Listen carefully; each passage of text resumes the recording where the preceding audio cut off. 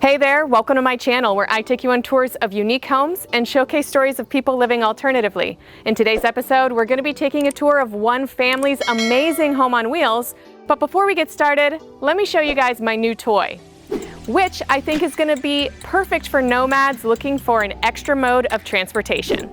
This is the Mooncool TK1 electric folding tricycle, and thank you to Mooncool for sponsoring this video. Today I'm going to assemble it, try it out, and tell you why I'm super excited to own a trike as a fully grown adult. The trike comes 95% assembled, and it only took me about 20 minutes to put it together. So I know what you're thinking, a tricycle for an adult? Really? I'm going to give you 3 reasons why. Number 1, cargo space. Imagine parking your RV, bus, or van and then needing to go to the grocery store. Well, you don't need to move your rig if you have this tricycle because it has 2 large baskets. I can load up library books, groceries, don't drink and trike, and there's even room for a small pet. Number 2, folding capacity. Space is at a premium in a tiny home, so the fact that this trike folds is a huge plus. And the 3rd reason is probably the most important. If you'd like to find out what that is, stay tuned to the end of this video. But for now, let's check out a badass skoolie. Can I say badass while riding a tricycle? I think so.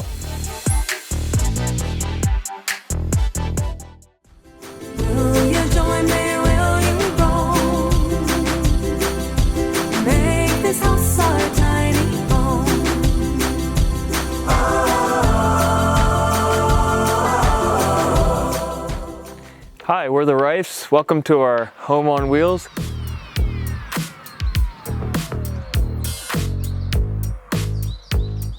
Hello, we're Joel and Carrie Reiff, and we're living the high Reiff. And we have 3 sons, Aiden, who's 13, Hudson is 11, and Oliver is 9. And we also have our 5-year-old dog, Willow. We're originally from Pennsylvania and saw through Instagram and Facebook how families were converting school buses and traveling across the country that we sold our house right after COVID hit. And during that time is when we purchased our school bus and began the converting process and to making it a home on wheels. The workable space that we had inside the bus, I think it came out to about 215 square feet. Not a lot of space to use, but I know how to lay things out with computer drafting. I've created a floor plan that we felt was going to work for the space. So we purchased the bus. We paid $5,000 for it. We originally had the budget of $30,000 to $40,000, but all in we were in the $65,000 to $70,000 range.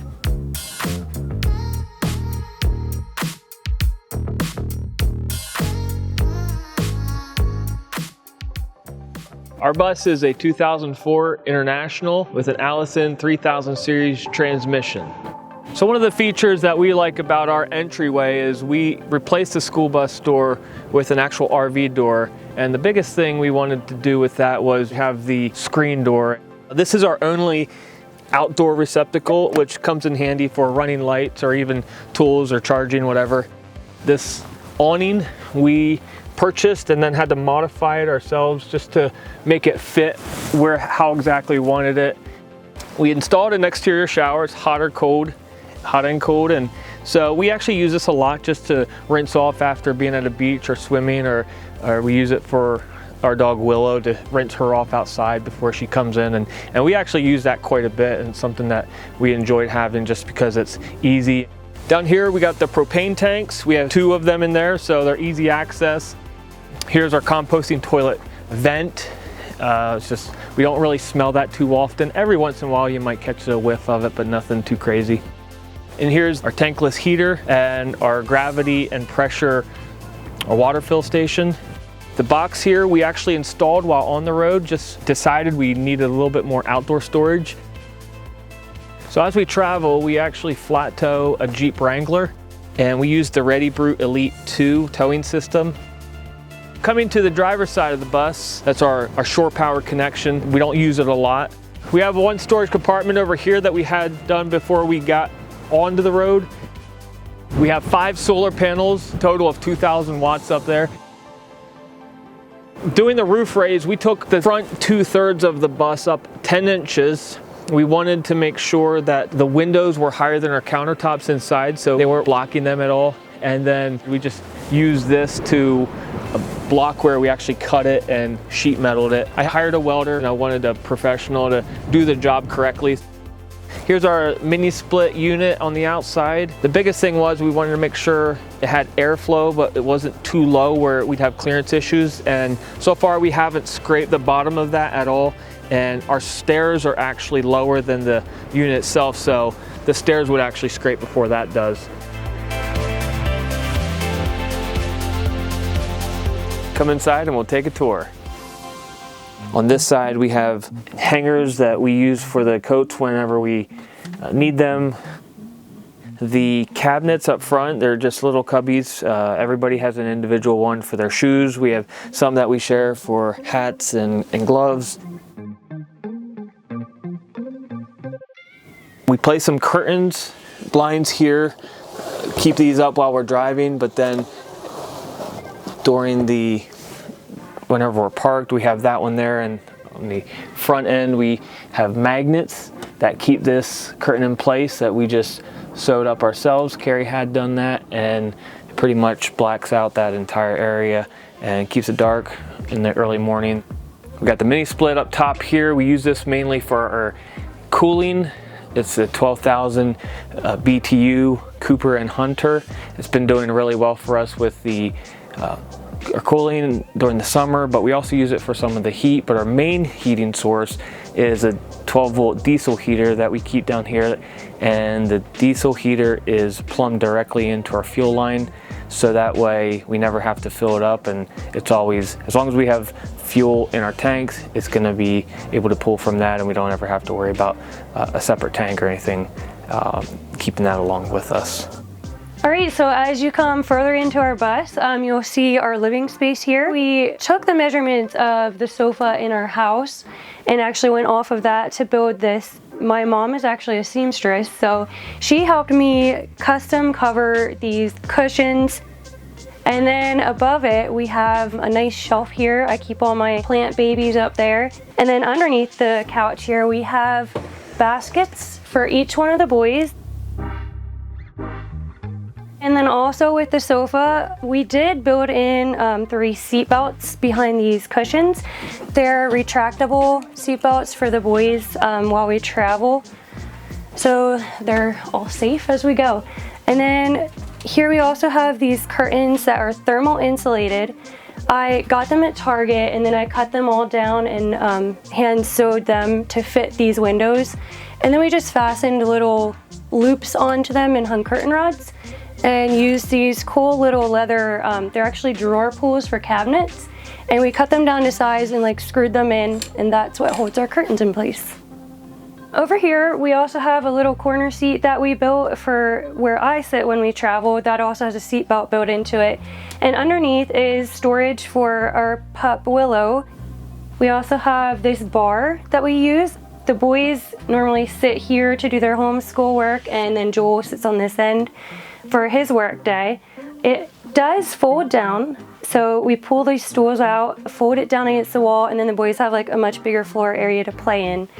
Up above we put in these cabinets that we ordered online, and then Joel cut the backs to fit the rounded ceiling of the bus. But we added these gas struts to help hold the doors open, and then we also got these cool nets off of Amazon to help hold everything in place as we travel. Okay, so for the kitchen, I have a nice big deep sink here. It is big enough it can hold like my really big soup kettles and things, and I can wash them really well and easily. We also have this faucet that we got also on Amazon. I just really like how you can take it off here and like rinse your sink, and it has like 2 different water settings on it. I went with a Greystone RV stove. It's 24-inch wide 4-burner propane stove. I researched and found the biggest stove that I could because I really enjoy cooking, and with 3 growing boys, you know how that goes. They're always wanting to eat, they're always hungry. Then we added this fruit basket. Just recently I added these magnetic shelves onto the side of the refrigerator. It's been just really nice to help clear the counter space, which actually let us have enough room for a coffee maker there. We use child locks on the lower door cabinets so that things don't fly out while we travel. And then you get to our fridge. This is an apartment-sized fridge. It's 120 volt. It's been doing really well. It holds enough food for all of us for about a week. All right, so as you leave the kitchen, you enter our bathroom. The first thing we have here is the Nature's Head composting toilet. Overall, we've been really happy with that. We use the sphagnum peat moss as the soil medium, and we have a family of 5, so we are changing that out about once a week or so, maybe 8 or 9 days if we really push it. The disadvantage, I guess, to that is taking the toilet out and doing it outside, but it comes out and it works. We do have a separate sink in the bathroom. We weren't really sure if we wanted a second sink, but we just decided it was better after using the restroom to use the sink and wash our hands instead of going into the kitchen sink and doing it there. So we have a tiny sink and we have a shower. It's a corner shower. It's a 27 by 27. It's not very large, but it's big enough for all of us to fit. All right, so walking back towards the rear of the bus, we have the bunk beds for the boys. We customized all 3 of these bunks just because we were kind of running out of room. So the ones on this side are a little longer than the one behind me. Our older 2 are on these, and they just kind of use the space to customize how they want it.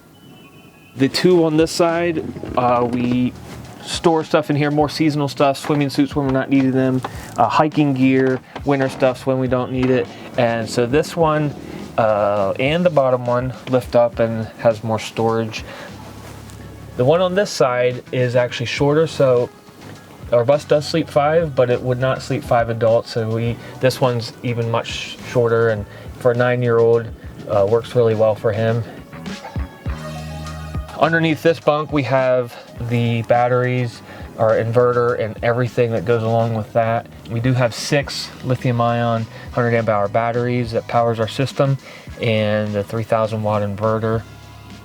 We installed a max air fan over our emergency hatch. It takes air and pushes it out, but it also brings air in, and it's been really helpful, especially on cooler summer evenings where we didn't have to run the air conditioner. We can just pull the air in, and it cools down this whole space. Okay, so as you come back to almost the end of the bus, on the left here we have a narrow, very tall, very deep closet, and Joel and I keep our clothing in there. It's been working out really well. I made these curtains to hang across it. Then on this side on the right, we have a wider, shorter closet for the boys. They each have 1 shelf in here. All right, and as you come back here, we have a full-size bed. The front half of it lifts up so we can access our 100-gallon water tank that's under there. And we also have a water heater under there as well. Then over here for the headboard, we have space here for books, and we each have 1 cubby here. And then we kept the original back bus door, and we just took off the emergency signals so that that wouldn't be going off, but we can open that and have views of wherever we're at.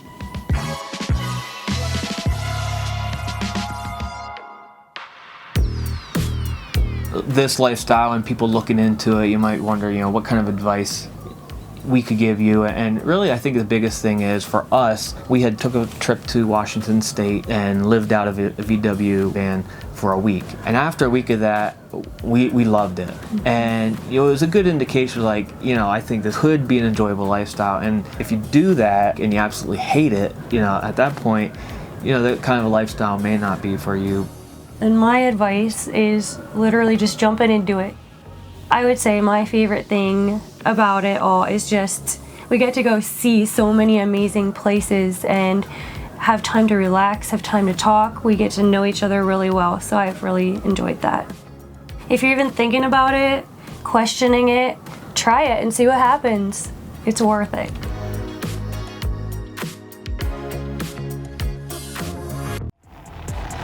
And the third reason I love riding this electric trike is safety and stability.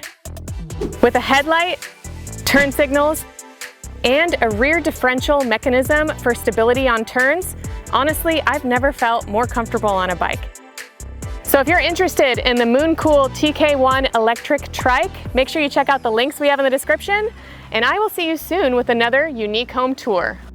Thanks for watching this week's episode. I hope you guys enjoyed it. Please make sure to like, share, and subscribe, and I will see you soon with another unique home tour.